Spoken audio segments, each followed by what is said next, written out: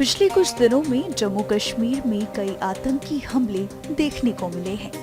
ऐसे में आतंकवाद विरोधी अभियानों के बीच जम्मू कश्मीर के कुछ हिस्सों में सुरक्षा व्यवस्था बढ़ा दी गई है। आतंकी हमले के बाद पुंछ जिले के बफलियाज इलाके में सुरक्षा कर्मी तैनात हैं और चप्पे चप्पे पर पैनी नजर बनाए हुए हैं। राजौरी के डेरा की गली के जंगली इलाके में आतंकियों को पकड़ने के लिए सर्च ऑपरेशन जारी है। आतंकवादियों की गतिविधियों को सूंघने के लिए भारतीय सेना के खोजी कुत्तों को वन क्षेत्र में तैनात किया गया है। भौगोलिक तौर पर देखा जाए तो इस इलाके में कटीली झाड़ियां और पत्थरों के बोल्डर हैं। वहीं इलाके में कई प्राकृतिक गुफाएं भी हैं। ऐसे में आतंकियों को छुपने में काफी मदद मिल रही है। इसी को देखते हुए सुरक्षा बल खास रणनीति के तहत अपने अभियान को आगे बढ़ा रहा है। गौरतलब है कि 21 दिसंबर को हुए आतंकी हमले में सेना के 4 जवान शहीद हो गए थे, जबकि 3 अन्य घायल हुए थे। आतंकवादियों ने राजौरी के थाना मंडी में सैनिकों को ले जा रहे सेना के 2 वाहनों पर घात लगाकर हमला किया था।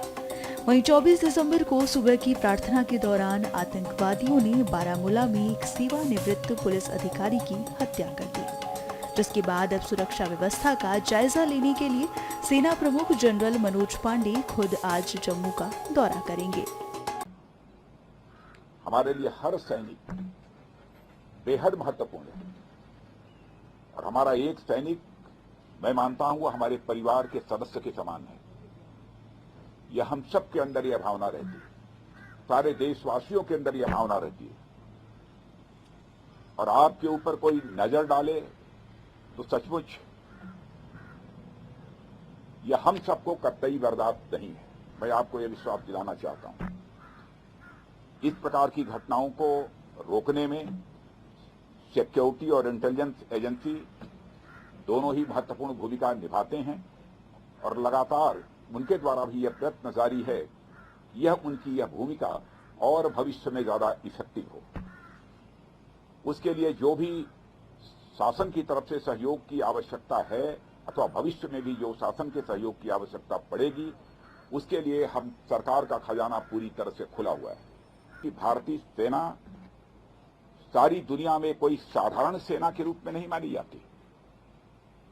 लोग यह मानते हैं कि भारतीय सेना जैसी पहले थी उससे कहीं अधिक अब ताकतवर हो गई है और साथ ही हमारी भारतीय सेना पहले के कंपैरिजन में काफी वेल इक्विप्ड हो गई है। आप सभी इस देश के रक्षक हैं। देश की रक्षा के साथ साथ मैं आप लोगों से विशेष आग्रह करना चाहता हूं, देश की रक्षा की जिम्मेदारी आप लोगों के ऊपर है, लेकिन इस देश की रक्षा के साथ साथ अपने देशवासियों का दिल जीतना यह भी आपके लिए बहुत बड़ी जिम्मेदारी आपके कंधों के ऊपर है। मैं जानता हूं इस दृष्टि से भी आप लोग अपनी तरफ से प्रयत्न करते रहते हैं, लेकिन हो सकता है कि कभी चूक होती है, प्रयत्न नहीं होना चाहिए। इस प्रकार की चूक न होने पाए जिससे कोई भारतवासी आहत हो।